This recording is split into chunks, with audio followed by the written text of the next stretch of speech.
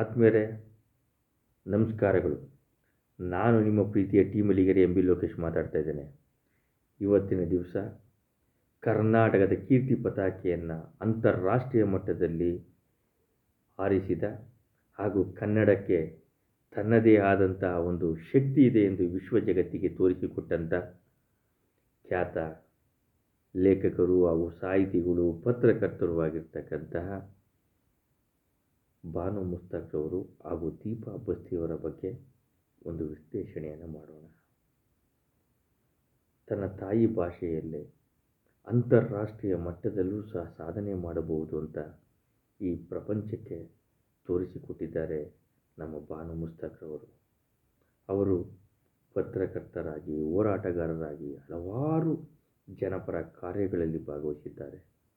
ಅದೇ ರೀತಿ ಈ ಒಂದು ಬಾನು ಮುಸ್ತಕ್ ಅವರು ಬರೆದಂತಹ ಈ ಕೃತಿಗಳನ್ನ ಇಂಗ್ಲೀಷ್ ಭಾಷೆಗೆ ಅನುವಾದ ಮಾಡುವುದರ ಮುಖಾಂತರ ವಿಶ್ವ ಜಗತ್ತಿನಲ್ಲಿ ನಾನು ಒಬ್ಬ ದೊಡ್ಡ ಅನುವಾದದಲ್ಲಿ ಒಳ್ಳೆಯ ಸಾಧಕಿ ಅಂತ ಈ ಜಗತ್ತಿಗೆ ತೋರಿಸ್ಕೊಟ್ಟಿದ್ದಾರೆ ದೀಪಾ ಬಸ್ತಿಯವರು.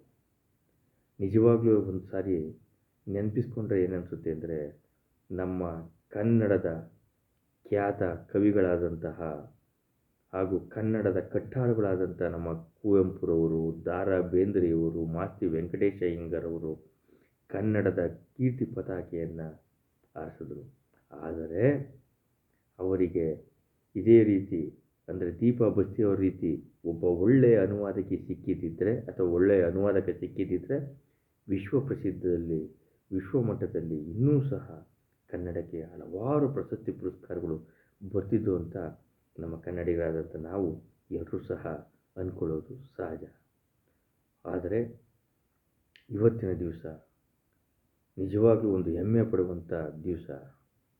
ಅಂತಾರಾಷ್ಟ್ರೀಯ ಮಟ್ಟದ ಒಂದು ಬೂಕರ್ ಪ್ರಶಸ್ತಿಗೆ ನಮ್ಮ ಕನ್ನಡದ ಸಾಹಿತಿಗಳು ಬರೆದಂತಹ ಒಂದು ಗ್ರಂಥ ಆಯ್ಕೆಯಾಯಿತು ಅಂದರೆ ಕೋಟ್ಯಾಂತರ ಕನ್ನಡಿಗರಿಗೆ ನಿಜವಾಗ್ಲೂ ಸಂತೋಷಕ್ಕೆ ಪಾರವೇ ಇಲ್ಲ. ಇವರ ಸಾಧನೆ ನೋಡಿ ಬೆಳಗಾಗುವುದರೊಳಗೆ ಇಡೀ ವಿಶ್ವ ಜಗತ್ತಿಗೆ ಕನ್ನಡದ ಕಂಪನ್ನು ಚೆಲ್ಲಿದ್ರು ಬಾನು ಮುಸ್ತಕ್ ಅವರು ಹಾಗೂ ದೀಪಾ ಬಸ್ತಿಯವರು. ಬೆಳಗಾಗುವುದರೊಳಗೆ ನೋಡಿದ್ರೆ ಸಾಧನೆಗೆ ಭಾಷೆ ಮತ್ತು ಯಾವುದೂ ಸಹ ಅಡ್ಡಿಯಾಗಲಿಲ್ಲ. ಕನ್ನಡದಲ್ಲಿ ಬರೆದಂಥ ಕೃತಿಯನ್ನು ಇಂಗ್ಲೀಷ್ಗೆ ಅನುವಾದ ಮಾಡೋದ್ರ ಮುಖಾಂತರ ಕನ್ನಡದಕ್ಕೆ ಒಂದು ಪ್ರತಿಷ್ಠಿತ ಪ್ರಶಸ್ತಿಯನ್ನು ತಂದುಕೊಟ್ರು. ಆದರೆ ನಮ್ಮ ಸರ್ಕಾರಗಳು ಈ ಇಬ್ಬರು ಮಹಾನ್ ಸಾಧಕಿಯರಿಗೆ ಅಂದರೆ ಬಾನು ಮುಸ್ತಕ್ ಅವರು ಹಾಗೂ ದೀಪಾ ಬಸ್ತಿಯವರಿಗೆ ಕರ್ನಾಟಕ ರತ್ನ ಪ್ರಶಸ್ತಿಯನ್ನು ನೀಡಿ ಗೌರವಿಸಬೇಕು. ಏಕೆ ಗೊತ್ತೇ?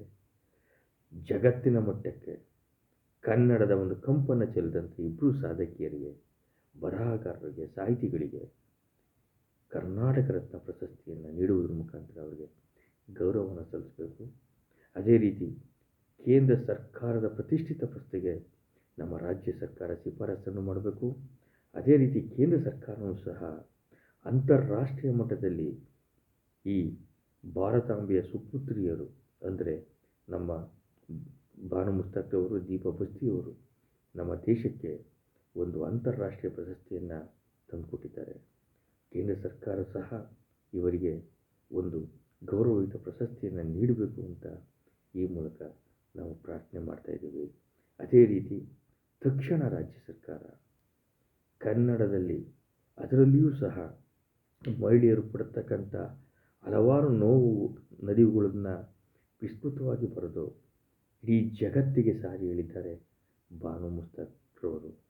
ಆದ್ದರಿಂದ ಅದನ್ನು ಆ ಲೇಖಕಿಗೆ ಒಂದು ಗೌರವವನ್ನು ಕೊಡಬೇಕಾದ್ರೆ ಆದಷ್ಟು ಬೇಗ ನಮ್ಮ ರಾಜ್ಯ ಸರ್ಕಾರ ಕರ್ನಾಟಕ ರತ್ನ ಪ್ರಶಸ್ತಿಯನ್ನು ಈ ಇಬ್ಬರೂ ಲೇಖಕಿಯರಿಗೆ, ಸಾಧಕರಿಗೆ, ಕನ್ನಡದ ಕಂಪನ್ನು ಅಂತಾರಾಷ್ಟ್ರೀಯ ಮಟ್ಟಕ್ಕೆ ತೆಗೆದುಕೊಂಡಂಥ ಇವರಿಗೆ ಕರ್ನಾಟಕ ರತ್ನ ಪ್ರಶಸ್ತಿಯನ್ನು ನೀಡಿ ಗೌರವಿಸಬೇಕು ಅಂತ ಈ ಮೂಲಕ ನಾನು ಪ್ರಾರ್ಥನೆ ಮಾಡ್ತಾಯಿದ್ದೀನಿ. ಅದೇ ರೀತಿ ಕನ್ನಡಿಗರ ಆಸೆಯೂ ಸಹ ಅದಾಗಿದೆ. ಕನ್ನಡಿಗರ ಒಂದು ಕೀರ್ತಿ ಪತಾಕೆ ಇವತ್ತು ವಿಶ್ವ ಮಟ್ಟದಲ್ಲಿ ಹರಿದಾಡ್ತಾ ಇದೆ. ಇದಕ್ಕೆ ಪಾರವೇ ಇಲ್ಲ. ಇದೇ ರೀತಿ ಕನ್ನಡಕ್ಕೆ ಹಲವಾರು ಪ್ರಶಸ್ತಿಗಳನ್ನ ತಂದುಕೊಡಲಿ. ಒಳ್ಳೆಯ ಅಂದರೆ ಯುವ ಕವಿಗಳಿಗೆ, ಸಾಹಿತಿಗಳಿಗೆ, ಕನ್ನಡದ ಕವಿಗಳಿಗೆ ಒಂದು ಒಂದು ಪ್ರಶಂಸೆ ಅಂದರೆ ಏನಪ್ಪ ಅಂತಂದರೆ ಈ ಸಾಧಕಿಯರು ಈಗ ಅವರಿಗೆ ಒಂದು ಮಾರ್ಗದರ್ಶಕರಾಗಿ ಯುವ ಕವಿಗಳಿಗೆ ಆದರ್ಶಪ್ರಾಯವಾಗಿದ್ದಾರೆ. ಅದೇ ರೀತಿ ಇನ್ನೂ ಸಹ ಹಲವಾರು ಕವಿಗಳು, ಸಾಹಿತಿಗಳು ನಮ್ಮ ಕನ್ನಡದ ಒಂದು ಕಂಪನ್ನು ವಿಶ್ವಮಟ್ಟಕ್ಕೆ ಕೊಂಡೋಗಲಿ ಅಂತ ನಾನು ಈ ಮೂಲಕ ಪ್ರಾರ್ಥನೆ ಮಾಡ್ತಾಯಿದ್ದೀನಿ. ಆದಮೇಲೆ ನಾವು ಒಳ್ಳೊಳ್ಳೆ ಹೊಸ ಪ್ರಯತ್ನಗಳನ್ನ ಮಾಡ್ತಾಯಿದ್ದೀವಿ.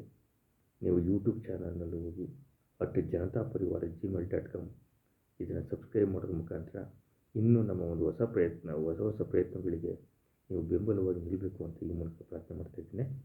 ಜೈ ಹಿಂದ್, ಜೈ ಕರ್ನಾಟಕ ಮಾತೆ, ನಮಸ್ಕಾರಗಳು.